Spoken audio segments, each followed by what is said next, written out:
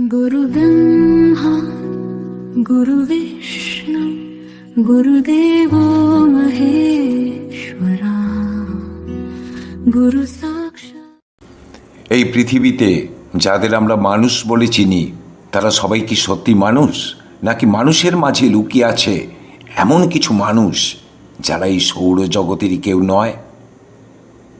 নাকি মানুষই ভিনগ্রহী? প্রখ্যাত ডক্টর এলিস সিলভার দাবি করেছেন মানুষ আদপে এই পৃথিবীর প্রাণী নয়। তিনি স্পষ্ট করে বলেছেন আধুনিক মানুষের জন্ম কিন্তু এই গ্রহে হয়নি। অন্যদিকে আরেকজনের দাবি পৃথিবী আসলে মানুষদের জেলখানা, আর সেভাবেই সম্ভবত পৃথিবীকে ব্যবহার করা হচ্ছে। আপনারা পুরাণে পড়েছেন দেব অসুর যক্ষের কথা। এই যক্ষ মূর্তি, প্রস্তর নির্মিত যক্ষ মূর্তিও ভারতের নানা জায়গায় পাওয়া গেছে, যক্ষিণী মূর্তিও পাওয়া গেছে। আসলে পুরাণ অনুসারে আপনারা জানবেন যে তখন যক্ষ, কিন্নর, বিভিন্ন দেব দেবী মানুষের ছদ্মবেশে পৃথিবীর বুকে নেমে আসতেন। তারা দেখতে ছিলেন আমাদেরই মতো, কিন্তু তারা কি আমাদের একজন ছিলেন? আর আধুনিক বিজ্ঞান বলছে বাস্তবতা হয়তো একটি মাত্র স্তর নয়, অর্থাৎ আমরা যে রিয়েলিটিকে দেখি সেটা একটি মাত্র স্তর নয়। আমরা যা দেখতে পাচ্ছি আর যা দেখতে পাচ্ছি না দুটোই রয়েছে। কেননা আমরা যা দেখছি তার আড়ালেও থাকতে পারে আরও কিছু অদেখা মাত্রা, ডাইমেনশন। কাজে প্রশ্ন উঠছে এই কাহিনীগুলো যক্ষ বা অসুর এগুলো কি নিছকই কল্পনা, নাকি এর পিছনে লুকিয়ে রয়েছে অজানা এক জগতের কোনো গভীর সত্য? দেখতে থাকুন আজকের ভিডিওটি, আর ভিডিও শেষে আপনারা আপনাদের সুচিন্তিত মতামত লিখে জানাবেন। এই ভিডিওতে আমি কোনো দাবি করছি না, আমি শুধু দেখাচ্ছি পুরাণ ও বিজ্ঞানের সেই রহস্যময় মিল, যেখানে মানুষ আর অন্য কিছুর যে সীমারেখা সেটা ধীরে ধীরে আবছা হয়ে যায়। শেষ পর্যন্ত দেখুন, কেননা উত্তরটা হয়তো আপনাকে স্বস্তির চেয়েও বেশি অস্বস্তিকর অবস্থায় ফেলতে পারে। মানুষ বরাবরই বিশ্বাস করেছে এই পৃথিবী মানুষের একার নয়, এমন কিছু সত্তা আছে যারা আমাদের চোখের সামনে থেকেও আমাদের মতো নয়। একটু বলে দিই, ভারতীয় পুরাণে একটা বিষয় বারবার ফিরে আসে, ছদ্মবেশ।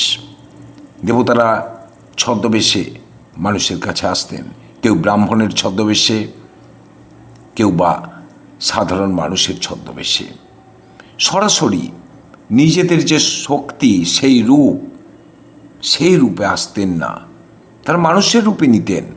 আর অসুররাও কিন্তু ঠিক একইভাবে মানুষের রূপেই আসত, মানুষের সমাজে ঢুকে পড়ত, রাজা হতো, মন্ত্রী হতো, এমনকি ধার্মিক মানুষ সেজেও ঘুরে বেড়াতো। যক্ষ, গন্ধর্ব, কিন্নর এদের কখনোই এক রূপে দেখা যায় না। আপনারা জানেন এরা ইচ্ছে মতো রূপ বদলাতে পারে। দেখতে মানুষ, কিন্তু তাদের চেতনা মানুষের মতো নয়। আর ভাগবত পুরাণে একটা অদ্ভুত বাক্য আছে, এমন কিছু সত্তা রয়েছে যারা মনুষ্যবৎ আচরণ করতে সক্ষম, কিন্তু তাদের স্বভাব, উপলব্ধি ও জ্ঞান কিন্তু সাধারণ মানুষের সীমার বাইরে। মনে পড়ছে মহাভারতের বিদুর চরিত্রটি। বিদুর কোনো রাজা ছিলেন না, কোনো যোদ্ধাও ছিলেন না, তবু তার জ্ঞান এমন যা রাজা রাজরাদের ছাড়িয়ে গিয়েছিল। অনেকে মনে করেন বিদুর ছিলেন যমের অবতার, কিন্তু প্রশ্ন থেকে যায় অবতার মানে কি কেবলই একটা ধর্মীয় ধারণা, নাকি প্রাচীন মানুষ ভিন্ন ধরনের সত্তাকে বোঝানোর জন্য এই শব্দটা ব্যবহার করেছিলেন? অবতার শব্দটা ভিন্ন চৈতন্যের, ভিন গ্রহের কোনো সত্তাকে ভাবুন।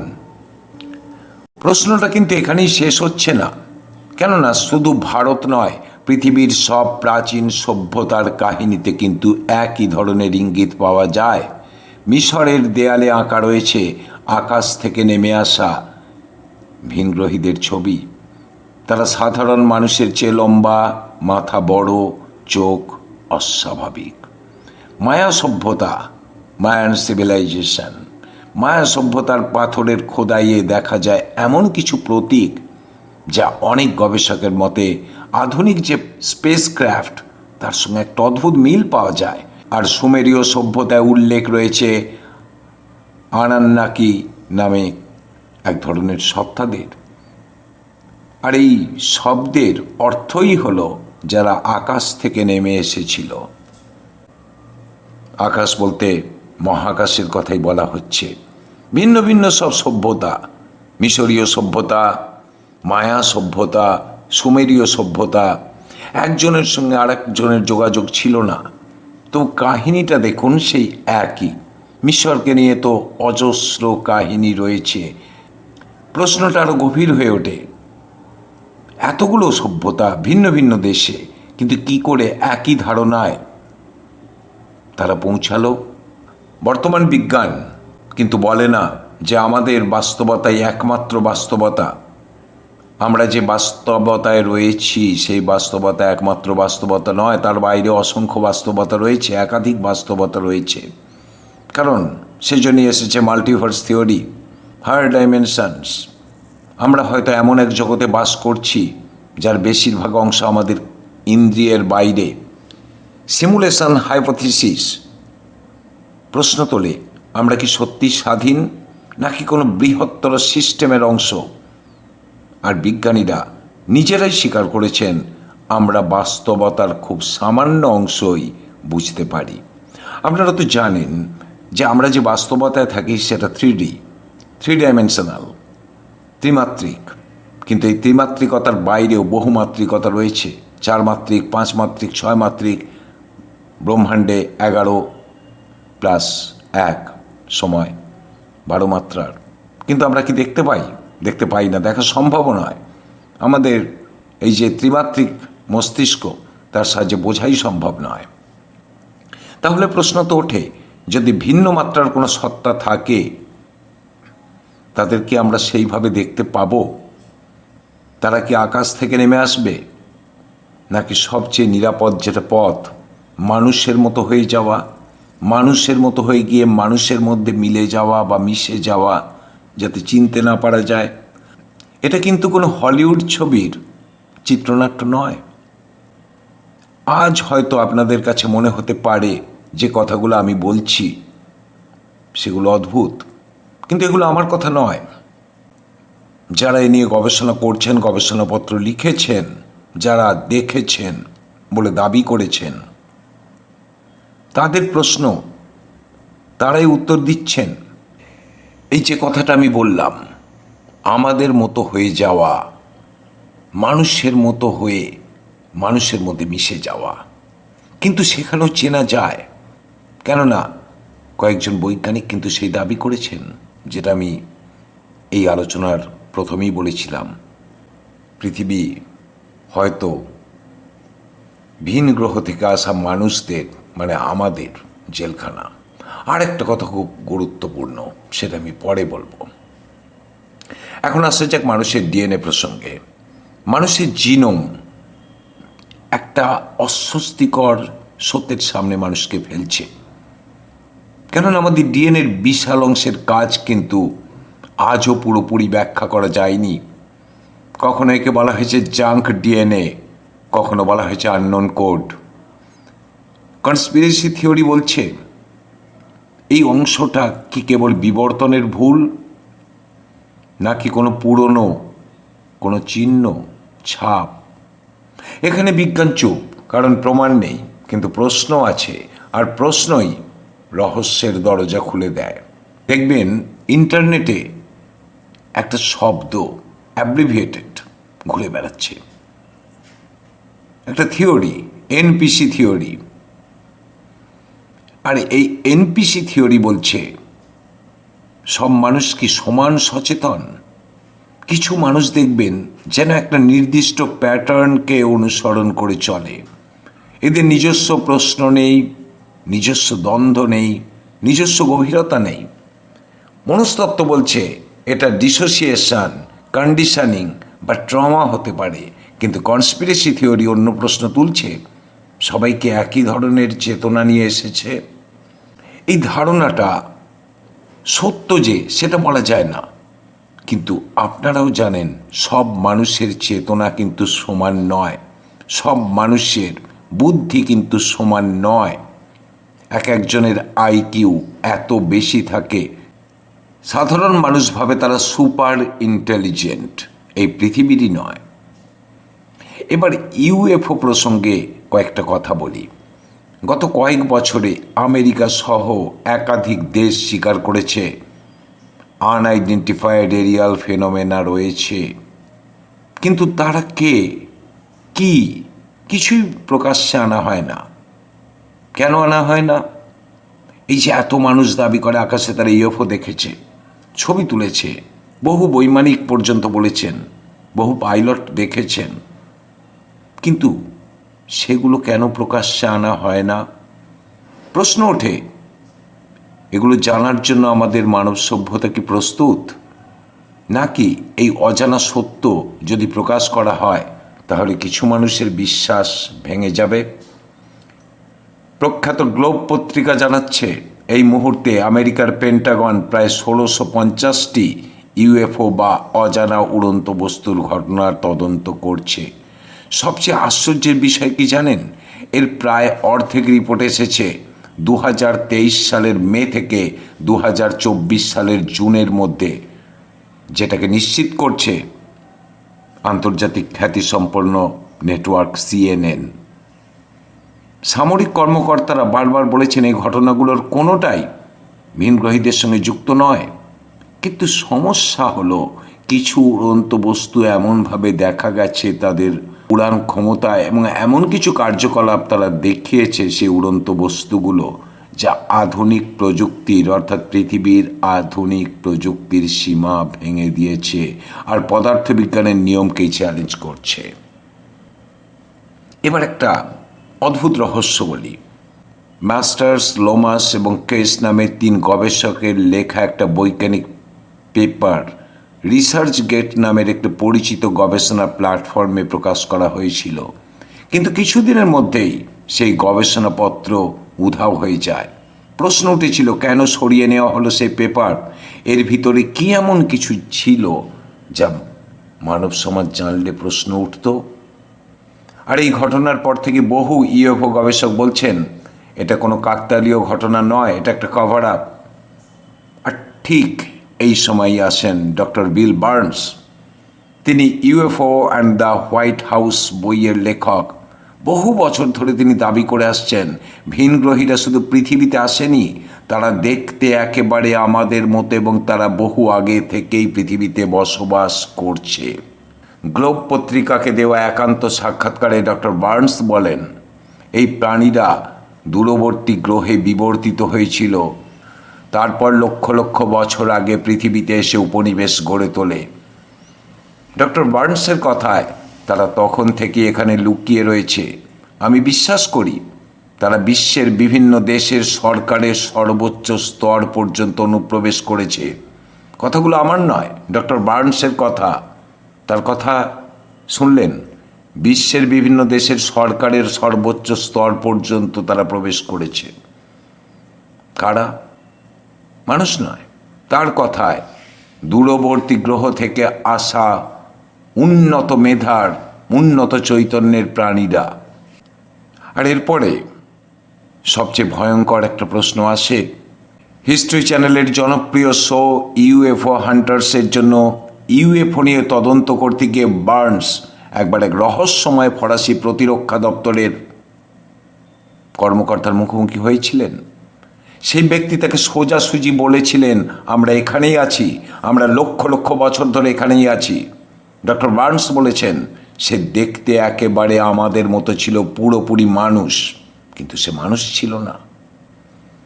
অন্য সব জীবের তুলনায় মানুষ কিন্তু অবিশ্বাস্য দ্রুততায় এগিয়ে গেছে। ভেবেছেন কখনো? মানুষের বুদ্ধিমত্তা, কল্পনা শক্তি, প্রযুক্তি সবই যেন অকল্পনীয়। কিন্তু প্রশ্ন হলো শুধু মানুষই কেন? কেন শুধুমাত্র মানুষই বন্য সমাজ থেকে সভ্যতা গড়ে তুলতে পারল, কেন অন্য বুদ্ধিমান প্রাণীরা পারল না? আর এই প্রশ্ন ভাবিয়েছে বহু বছর ধরে বিজ্ঞানীদের। একবার ভেবে দেখুন তো, আজ যদি আপনাকে সম্পূর্ণ একা কোনো জঙ্গলে ছেড়ে দেওয়া হয়, আপনি কি টিকে থাকতে পারবেন? কোনো অস্ত্র নেই, কোনো প্রযুক্তি নেই, কোনো প্রশিক্ষণ নেই, তাহলে বাঁচা কিন্তু অসম্ভব। আর এই কারণেই বহু বিজ্ঞানী বলেন, মানুষ আসলে সব পরিবেশে মানিয়ে নেওয়ার জন্য তৈরি নয়। নিজের গ্রহেই মানুষ বহু ক্ষেত্রে দুর্বল, অক্ষম। মানুষ যেন দোঁয়াশলা। অদ্ভুত। বুদ্ধিমত্তার সঙ্গে মানুষের শারীরিক গঠন অদ্ভুতভাবে জড়িত। অন্যান্য প্রাণীর তুলনায় মানুষের দেহ গঠন একেবারেই আলাদা। একটা উদাহরণ দিচ্ছি, আপনারা গরুর শাবক দেখেছেন, জন্মানোর পরপরই উঠে দাঁড়িয়ে দৌড়াতে পারে, কিন্তু মানব শিশু সে পারে না। মানুষের শরীর ধীরে ধীরে গড়ে ওঠে। কেন? আরেকটা প্রশ্ন, মানুষ কেন দুপায়ে হাঁটতে শুরু করলো? কেন সে জিনিস বিশ্লেষণ করতে শেখে, ভাবতে শেখে? আর এই প্রশ্নের উত্তর এক চাঞ্চল্যকর তত্ত্ব দিয়েছেন ডক্টর এলিস সিলভার। তার দাবি, মানুষ আদৌ এই পৃথিবীর প্রাণী নয়। তার লেখা বই humans are not from earth, A scientific evaluation of the evidence, humans are not from earth, A scientific evaluation of the evidence, এই গ্রন্থে তিনি স্পষ্ট করে বলেছেন, আধুনিক মানুষের জন্ম এই গ্রহে হয়নি। আর এই তত্ত্ব অনুযায়ী মানুষ আসলে ভিনগ্রহী। পৃথিবীর তীব্র রোদ, প্রচণ্ড ঠান্ডা, চরম আবহাওয়া কোনোটাই মানুষ ভালোভাবে সহ্য করতে পারে না। নানা ধরনের রোগে আক্রান্ত হয়, কিন্তু অন্য কোনো প্রাণীর মধ্যে এই রোগ দেখা যায় না। ডক্টর সিলভারের মতে, দুপায়ে হাঁটার ফলে মানুষ লক্ষ লক্ষ বছর ধরে পিঠের ব্যথা সহ্য করছে। এতে বোঝা যায় মানুষ হয়তো এমন একটা গ্রহ থেকে এসেছে যেখানে মাধ্যাকর্ষণ শক্তি ছিল অনেক কম, অথবা মানুষের পূর্বপুরুষরা ভিনগ্রহীদের সঙ্গে মিলনে সংকর জাতির সৃষ্টি করেছিল। আরও ভয়ঙ্কর একটা ধারণা তিনি দিয়েছেন, মানুষের সঙ্গে আলফা সেন্টাউরির ভিনগ্রহীদের সংযোগ থাকতে পারে, এমনকি পৃথিবীকে একটা জেলখানা হিসাবেও ব্যবহার করা হয়ে থাকতে পারে। আর এই তত্ত্ব অনুযায়ী বর্তমান পৃথিবীর কোনো প্রাণীর সঙ্গে মানুষের পুরো মিল নেই। মানুষের উৎপত্তি অন্য কোথাও। বলা হয় আজ থেকে প্রায় 60,000 কিংবা 2 লক্ষ বছর আগে মানুষকে পৃথিবীতে আনা হয়েছিল। আরও এক গবেষক, বিজ্ঞানী, লেখক ডক্টর সেফার বলেন, আধুনিক জিন বিশ্লেষণ প্রমাণ করে মানুষ কোনো একক প্রজাতি থেকে তৈরি হয়নি। মানুষ শুধুমাত্র আফ্রিকার কোনো বানর প্রজাতির বংশধর নয়, উত্তরাধিকারী নয়। মানুষ একটা সংকর প্রাণী। আর এখানেই আসে আরেকটা রহস্য, যেটা আগে বলবো বলেছিলাম, RH নেগেটিভ। RH নেগেটিভ রক্ত আজ পর্যন্ত পৃথিবীর 612টি বানর প্রজাতির কোনোটিরই শরীরে RH নেগেটিভ রক্ত নেই। কিন্তু মানুষের মধ্যে রক্ত কেন আছে? সব মানুষ যদি একই উৎস থেকে এসে থাকে, তাহলে রক্তের এই পার্থক্য কেন? সবচেয়ে আশ্চর্যের বিষয়, ফ্রান্সে RH নেগেটিভ রক্তের হার সবচেয়ে বেশি। প্রায় 30% মানুষের RH নেগেটিভ এবং প্রায় 60% আর নেগেটিভ রক্ত পাওয়া যায়।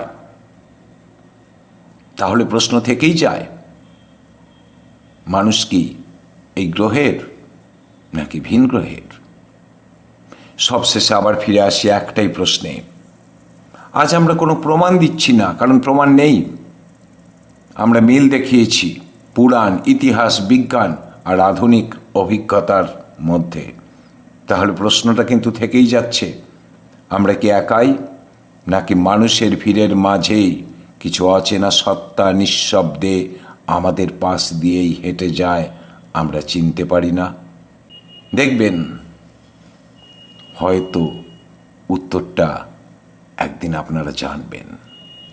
আজ এটা শুধুই গবেষণার বিষয়, কখনো তত্ত্ব, কখনো বা ধারণা। কিন্তু যে ঘটনাগুলো পৃথিবীর নানা স্থানে ঘটে চলেছে, অদ্ভুত ধরনের কিছু মানুষের আবির্ভাব একদিন এই প্রশ্নের উত্তর দেবে। সম্প্রতি যদি আপনারা কয়েকটি খবর দেখে থাকেন, বুঝতে পারবেন এই কথাগুলো আজ আমি বলছি, পুরাণের সঙ্গে মিল দেখাচ্ছি, কিন্তু পুরাণ যে সময় লেখা হয়েছিল তারও আগে থেকে পৃথিবীতে ওদের আসা যাওয়া রয়েছে।